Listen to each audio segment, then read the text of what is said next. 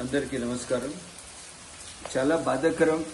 Indian airlines విమానం ఏదైతే అహ్మదాబాద్ నుంచి లండన్ వెళ్తూ టేకాఫ్ అయిన కొద్ది సెకండ్స్లోనే క్రాష్ కావడం చాలా బాధాకరం.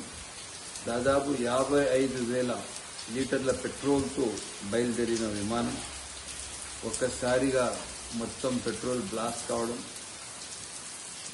మెడికల్ డాక్టర్స్ చాలామంది చనిపోవడం, 241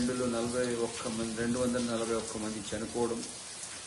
వాస్తవం చెప్పాలంటే ఇది ఏవియేషన్ ఫీల్డ్లో ఇది చాలా భయంకరమైన ఇది క్రాష్. చెప్పడానికి పదాలు లేవు. దేవుడు వాళ్ళ ఆత్మకు శాంతి కలిగించాల. దాంట్లో చాలామంది ఉన్నారు ఫస్ట్ టైం లండన్ వెళ్ళే వాళ్ళు, చాలామంది ఒక ఎక్స్ సీఎం ఉన్నారు. వీళ్ళందరూ చూసి నిజంగా చావు అనేది ఇంత సులువుగా ఉందని చెప్పి మనుషులు భయపడాల్సి వస్తారు. బట్ నేను వాళ్ళందరి ఆత్మశాంతి కోసం వాళ్ళ కోసం ప్రార్థన చేయగలుగుతాం, అంతేగాని ఇంకా ఏమని చేయాలి. చాలా బాధ అవుతుంది, ఎందుకంటే ఇంత పెద్ద యాక్సిడెంట్ మనం ఎప్పుడు చూడలేదు. నిజంగా నేను వాళ్ళందరి కోసం మనస్ఫూర్తిగా బాధపడుతున్నాను. చాలా బాధ ఉంది నాకు, ఎందుకంటే అంత ఇది జరిగిండకూడదు.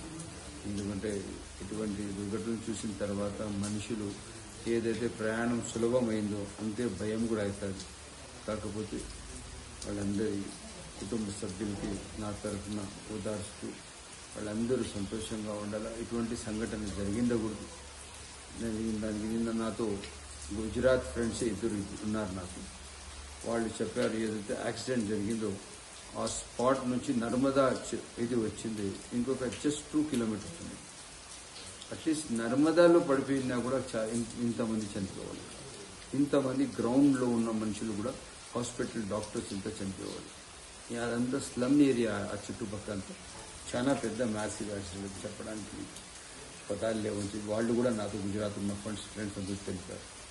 నిజంగా ఇది నేను చాలా మనసుతో చాలా బాధపడుతూ తెలియజేసిన ఇటువంటి దుర్ఘటన జరిగిన దానికి వాళ్ళందరికీ నా తరఫున ప్రగాఢ సంతాపం తెలుపుకుంటూ సెలవు.